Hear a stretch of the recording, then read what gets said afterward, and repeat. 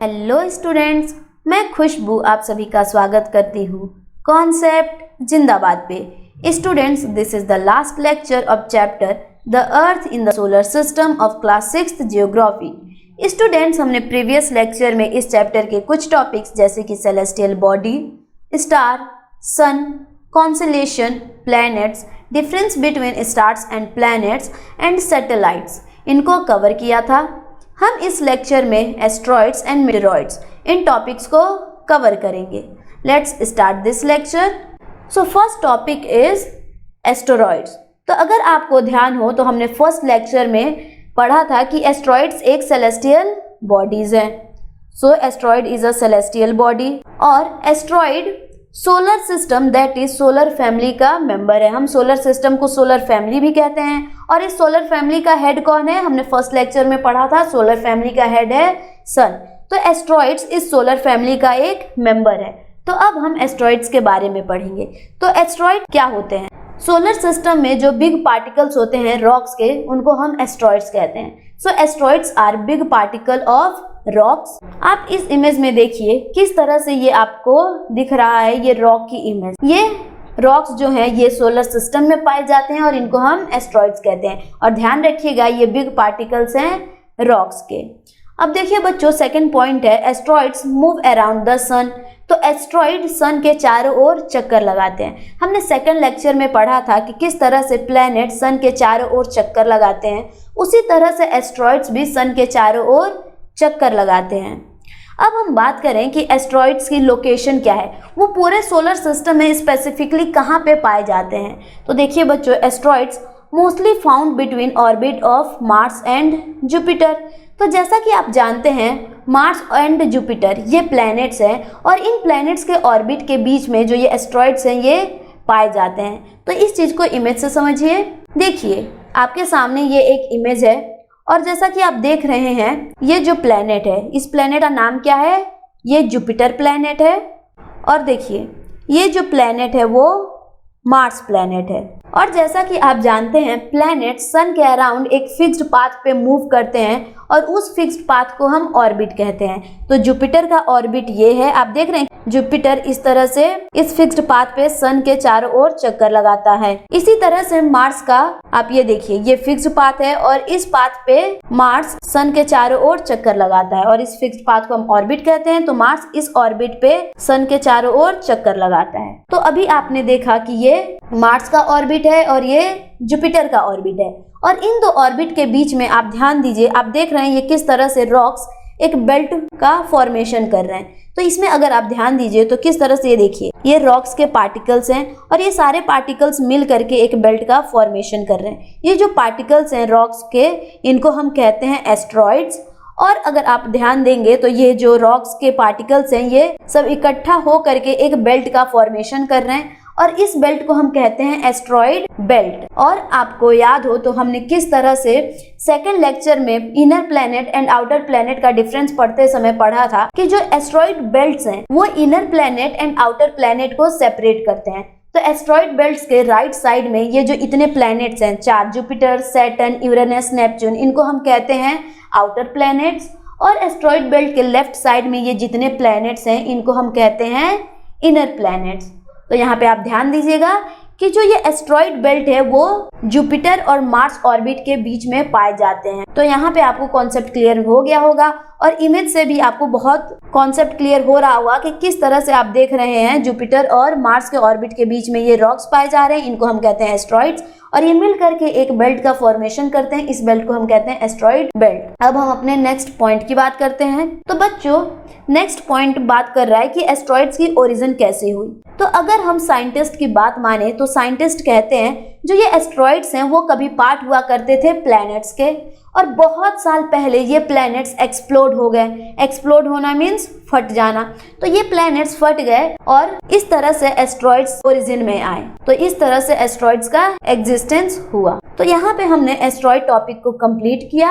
अब हम अपने नेक्स्ट टॉपिक पे चलते हैं। Now second topic is meteoroids. तो जैसा कि हमने फर्स्ट लेक्चर में पढ़ा था कि एस्ट्रॉइड एक सेलेस्टियल बॉडी है, उसी तरह से मेट्रॉइड्स भी सेलेस्टियल बॉडी हैं और ये भी सोलर सिस्टम के पार्ट है। So meteoroid is a celestial body and it is also a part of solar system, और हम बोले तो it is also a part of solar family. अब हम बात करेंगे मेट्रॉइड्स की। मेट्रॉइड्स हम किसे कहते हैं? तो देखिए बच्चों, meteoroids are small piece of rocks. तो देखिए, सोलर सिस्टम में जो स्मॉल पीस ऑफ रॉक्स पाए जाते हैं इनको हम मेट्रॉइड्स कहते हैं and this small piece of rocks move around the sun. तो मेट्रॉइड्स भी सन के अराउंड मूव करते हैं। मतलब क्या है कि मेट्रॉइड्स भी सन के चारों ओर चक्कर लगाते हैं, उसी तरह से जिस तरह से एस्ट्रॉइड सन के चारों ओर चक्कर लगाते हैं। और हमने पढ़ा था एस्ट्रॉइड क्या है, लार्ज पार्टिकल है रॉक्स का, और मेट्रॉइड्स स्मॉल पार्टिकल है, या फिर हम बोले तो स्मॉल पीस है रॉक्स के। तो ये हमने फर्स्ट पॉइंट पढ़ा। अब हम बात करते हैं कि मेट्रॉइड्स कहाँ पाए जाते हैं। अभी हमने बोला था कि meteoroids are part of solar system. तो सोलर सिस्टम में मेट्रॉइड्स कहाँ पाए जाते हैं? So meteoroids are found throughout the space. तो मेट्रॉइड्स पूरे स्पेस में, पूरे सोलर सिस्टम में पाए जाते हैं। हमने एस्ट्रॉइड्स पढ़ते समय पढ़ा था कि जो एस्ट्रॉइड्स हैं वो जुपिटर और मार्स के ऑर्बिट के बीच में पाए जाते हैं, लेकिन मेट्रॉइड जो है पूरे सोलर सिस्टम में पाए जाते हैं, पूरे स्पेस में पाए जाते हैं। Now third point is meteoroids sometime came near earth and tend to drop upon it. तो देखिए बच्चों, कभी कभी जो मेट्रॉइड्स है जब सन के चारों ओर चक्कर लगाते हैं तो कभी कभी ऐसा होता है जब ये अर्थ के काफी नजदीक आ जाते हैं, और कभी कभी तो ये होता है कि ये अर्थ पे गिरने वाले होते हैं, और कभी तो अर्थ के एटमॉस्फेयर में एंटर भी कर जाते हैं। तो जब ये अर्थ के एटमॉस्फेयर में एंटर करते हैं तो फ्रिक्शन की वजह से, एयर की फ्रिक्शन की वजह से ये जो स्मॉल पीस ऑफ रॉक्स हैं जिनको हम मेट्रॉइड्स कह रहे हैं, काफी ज्यादा हीटअप हो जाते हैं और जलने लगते हैं। अब देखिए, यहाँ पे आपको ये चीज नहीं समझ में आ रहा होगा कि ये फ्रिक्शन क्या है और किस तरह से फ्रिक्शन की वजह से ये जो स्मॉल पीस ऑफ रॉक्स है ये हीटअप हो जाता है और जलने लगता है। तो सबसे पहले आप फ्रिक्शन को समझिए। मान लीजिए ये एक ग्राउंड है और इस ग्राउंड पे आप यहाँ पे इस तरह से खड़े हैं, आपके पास में एक बॉल है और आपने इस बॉल को किक किया। तो जब आपने बॉल को किक किया तो बॉल इस तरह से मूव करते हुए इस डायरेक्शन में मूव करता गया और थोड़ी दूर पे जा करके यहाँ पे मान लीजिए रुक गया। तो बॉल क्यों रोका? बॉल जब रुका हुआ था तब आपने किक किया तो वो मूव करना स्टार्ट किया, लेकिन कुछ समय बाद जा करके बॉल रुक जाता है। क्यों रुक जाता है? आपने तो उस बॉल को नहीं रोका, उसको तो चलते रहना चाहिए, चलते रहना चाहिए, लेकिन बॉल रुक जाता है। बॉल इसलिए रुक जाता है क्योंकि जो ग्राउंड है उस पे एक फोर्स लगा रहा है। देखिए, बॉल इस डायरेक्शन में मूव कर रहा है क्योंकि बॉल पे फोर्स इस डायरेक्शन में लग रहा है, इस डायरेक्शन में, लेकिन जो ग्राउंड है वो भी बॉल पे एक फोर्स लगा रहा है। तो ग्राउंड बॉल पे इस डायरेक्शन में एक फोर्स लगा रहा है, और जब ये बॉल का फोर्स है वो कम हो जाता है ग्राउंड के फोर्स से तो वो रुक जाता है। मतलब कि जब ग्राउंड इस बॉल पे उतना ही फोर्स लगाता है जितना फोर्स बॉल लगा रहा है मूव करने के लिए, तो जब फोर्स दोनों के इक्वल हो जाते हैं तो इसके वजह से ये बॉल रुक जाता है। और ये जो ग्राउंड ने फोर्स लगाया इस बॉल पे रोकने के लिए, इस फोर्स को हम कहते हैं फ्रिक्शन फोर्स। तो ये ग्राउंड का फ्रिक्शन फोर्स हुआ जिसकी वजह से बॉल रुक गई। तो यहाँ पे आपको फ्रिक्शन समझ में आया होगा कि फ्रिक्शन ऑलवेज अपोजिट डायरेक्शन में लगता है। अगर बॉल इस डायरेक्शन से मूव कर रही थी तो इस पे फ्रिक्शन जो है इस डायरेक्शन में लगा होगा, ग्राउंड ने फ्रिक्शन इस पे इस डायरेक्शन में लगाया होगा। तो यहाँ पे आपको फ्रिक्शन समझ में आ गया। अब आप एयर फ्रिक्शन को समझिए। अगर बच्चों आपने कभी भी साइकिल चलाया हो जब बहुत तेज हवा चल रही हो तो आपने एक्सपीरियंस किया होगा कि किस तरह से ऐसा लगता है कि हवा आपको पीछे की ओर धक्का दे रही है। तो इस चीज को हम डायग्राम से ऐसे समझते हैं। मान लीजिए ये साइकिल है, बस इमेजिन कर लीजिए ये साइकिल, और इस साइकिल पे आप इस तरह से बैठे हुए हैं और आप साइकिल को इस डायरेक्शन में चला रहे हैं। तो साइकिल का डायरेक्शन ऐसे हुआ और विंड जो है वो इस डायरेक्शन में इस तरह से बह रही है। हम विंड के डायरेक्शन को W से इंडिकेट कर देते हैं। तो जब आप ऐसे हवा बह रही होती है और साइकिल चलाते हैं तो आपको लगता है कि कुछ ऐसा फोर्स आपको बहुत ही ज्यादा तेजी से पीछे की ओर धक्का दे रहा है। आपको साइकिल चलाने में काफी ज्यादा डिफिकल्टी होती है, और ऐसा इसलिए होता है क्योंकि जो विंड है वो आप पे फोर्स लगा रही होती है। तो आप पे विंड फ्रिक्शन लगा रही होती है, लेकिन आप फिर भी आगे साइकिल को चला लेते हैं क्योंकि आप विंड के फोर्स से ज्यादा फोर्स लगा करके साइकिल को चलाते हैं, और साइकिल बहुत ही कम गति के साथ लेकिन वो फिर भी आगे बढ़ती है।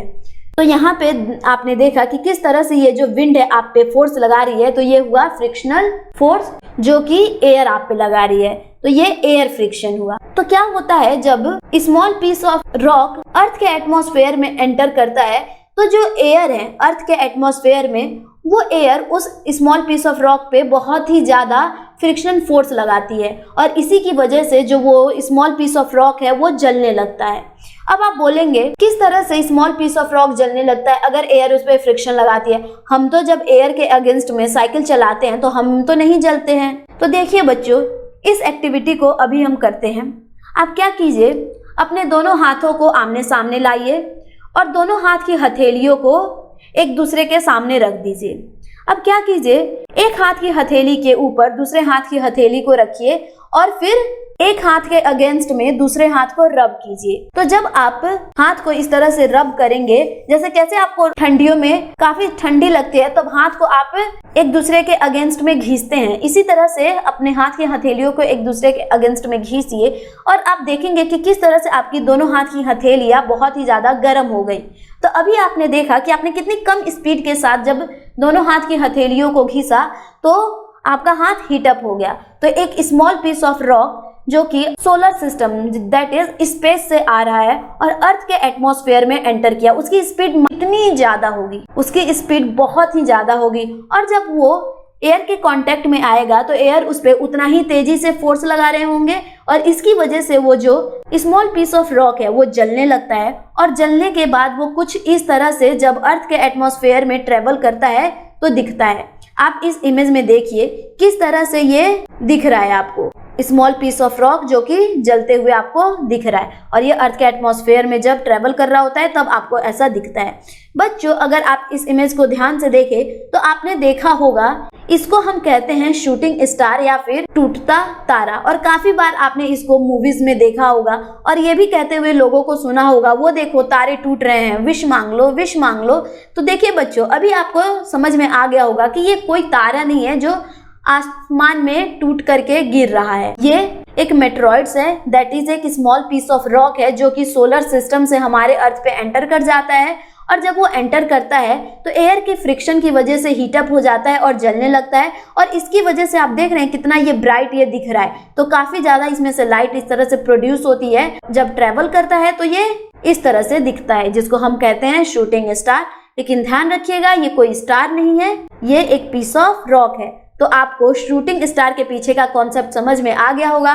तो अगर आपसे कोई कहे वो देखो शूटिंग स्टार, विश मांग लो, तो आप उसको बताइएगा ये स्टार नहीं है जो कि आसमान से टूटकर हमारे धरती पे गिर रहा है, ये एक स्मॉल पीस ऑफ रॉक है। तो यहाँ पे हमने मेटेरॉइड्स को समझा। अब हम नेक्स्ट पॉइंट पे चलते हैं। देखिए, कभी कभी जो ये मेटेरॉइड्स हैं वो अर्थ के एटमॉस्फेयर में जब ट्रेवल करते हैं तो पूरा जल जाते हैं, कंप्लीट बर्न हो जाते हैं। और कभी कभी क्या होता है, जब ये मेटेरॉइड्स अर्थ के एटमॉस्फेयर में ट्रेवल कर रहे होते हैं तो वो जलते तो हैं लेकिन वो कंप्लीट बर्न नहीं हो पाते हैं और जब वो कंप्लीट बर्न नहीं हो पाते हैं तो वो अर्थ के सरफेस पे गिरते हैं और जब वो अर्थ के सरफेस पे गिरते हैं, दैट इज धरती पे गिरते हैं, तो क्या होता है वो धरती पे एक हॉलो, एक गड्ढा बना देते हैं। तो मान लीजिए ये अर्थ का सरफेस है और इस तरह से मेटेरॉइड्स इस पे गिरते हैं तो इस तरह से एक हॉलो स्पेस अर्थ के सरफेस पे बना देते हैं। और बच्चों देखिए, यहाँ पे दो वर्ड है, मीटियोर्स एंड मीटियोरॉइड्स। तो देखिए ये मेटेरॉइड्स के ही फॉर्म है। जब मेटेरॉइड्स स्पेस में से अर्थ के एटमॉस्फेयर में एंटर करता है तो जब ये अर्थ के एटमॉस्फेयर में रहता है तो इसको हम कहते हैं मीटियोर्स। जब मेटेरॉइड्स अर्थ के एटमॉस्फेयर में एंटर कर जाता है और अर्थ के एटमॉस्फेयर में रहता है तब हम इसको क्या कहते हैं, इसको हम कहते हैं मीटियोर्स। और कभी कभी ये होता है कि जो ये मेटेरॉइड्स हैं वो कंप्लीट बर्न नहीं हो पाते हैं तो ये अर्थ के सरफेस पे गिर जाते हैं। तो जब ये अर्थ के सरफेस पे गिरते हैं तब इनको हम कहते हैं मेटेरॉइड्स। तो ये एक ही चीज है मेटेरॉइड्स, जो कि क्या है, अर्थ के एटमॉस्फेयर में एंटर करता है तब हम उसको बोलते हैं मेटियोर्स। और जब ये अर्थ के सरफेस पे विदाउट कंप्लीट बर्न गिरता है, फॉल करता है, तब हम इसी को कहते हैं मेटेरोइड। हमने आपको ये भी क्लियर कर दिया कि मेटेओर्स और मेटेरॉइड्स एक ही फॉर्म है मेटेरॉइड्स के। तो यहाँ पे हमने मेटेरॉइड्स कंप्लीट किया। अब हम बात करते हैं गैलेक्सी की। तो देखिए बच्चों, Galaxy is a huge system of billion of stars, cloud of dust and gases. तो देखिए गैलेक्सी जो है, गैलेक्सी के अंदर आप देखेंगे बहुत सारे बिलियंस ऑफ स्टार्स हैं एंड क्लाउड डस्ट है और गैसेस है। यहाँ पे आप क्लाउड डस्ट से कंफ्यूज हो सकते हैं। तो जैसा कि आप जानते हैं डस्ट मीन्स क्या, धूल। तो जब डस्ट मिल करके एक क्लाउड का फॉर्मेशन करते हैं, क्लाउड के शेप जैसा फॉर्मेशन करते हैं, तो उसको हम कहते हैं क्लाउड ऑफ डस्ट। तो गैलेक्सी एक सिस्टम है जिसमें आपको बिलियंस ऑफ स्टार्स मिलेंगे, क्लाउड ऑफ डस्ट मिलेगा और गैसेस मिलेंगे। गैसेस कैसे?